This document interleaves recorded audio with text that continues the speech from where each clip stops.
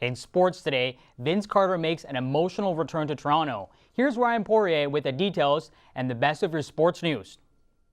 Thanks, Marlon. Well, it's been 20 years since both the Raps and the Grizzlies entered the league, and this is the first time they've ever been matched up while leading their respective conferences. The 10-1 Memphis Grizzlies brought along former Rap Vince Carter, who was honored during the game. Carter got a standing ovation during the Raps' anniversary video presentation, even bringing a little tear to his eyes. We're going to pick things up in the third. DeMar DeRozan spins baseline for the two-handed jam. DeRozan led the team with 21 points, down 2 in the fourth. Ross cues the comeback with the running and one against Carter. Ross was hot in the fourth, scoring 14 of his 16 points in the frame, including this 3-ball to give the Raps the lead. And up 2, with under 20 seconds left, Lowry has the game in his hand. Lowry, step back, fade in. Yes! That's his shot. Look at that. The Raps are going to win this one 96-92 and stay on top of the Eastern Conference. After the game, VC spoke about the tribute his team gave him. It's still hard to wrap my fingers around it. I think about my time here and just, what we were trying to accomplish and what we were doing and just living in the moment and trying to let the world see who these young guys are and what Toronto basketball, or just what Canada was about.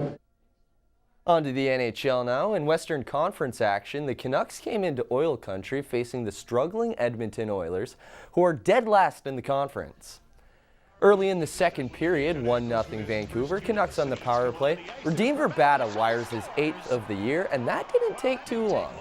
A little later in the frame, now 3-1 Vancouver, with Oilers now on the power play. And right off the draw, Teddy Purcell roofs it. That power play didn't last too long either. And now Oilers down 1.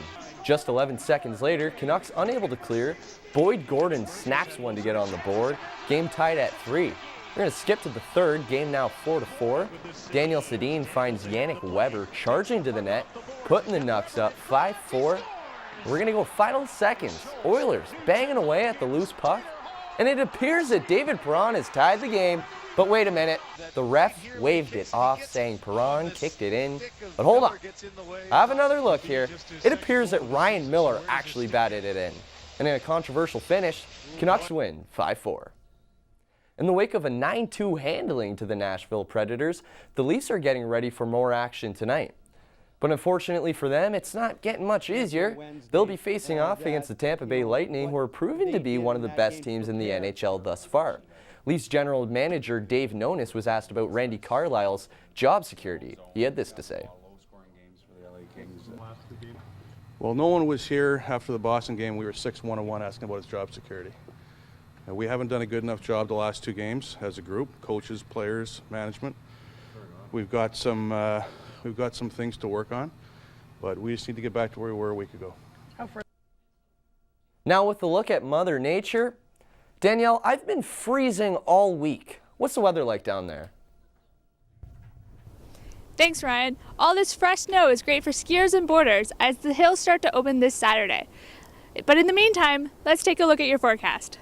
Today will be sunny as we hover around the 0 mark. There's a chance of flurries tonight, and we'll see a low of -7. Friday will be a high of -1 with sun and cloud. Saturday will be sunny with a high of +6, but there's a chance we'll be seeing either rain or snow. That's all for your forecast. Now back to the studio with Marlon. The world's biggest car makers kick off this year's Los Angeles Auto Show. In all, more than 30 models will be making their world debut at the LA Convention Center. Car lovers are revving their engines with excitement over a new convertible concept from Lexus. Meanwhile, Mercedes-Benz was holding nothing back either with its flagship Maybach S600. The new model offers additional space and luxury over the normal S-Class sedan. That's all for today. For details of these stories and more, check out humbernews.ca. Humber News is produced by students in the journalism program at the Humber North Campus. I'm Marlon Gomez. Join us tomorrow for our next news update.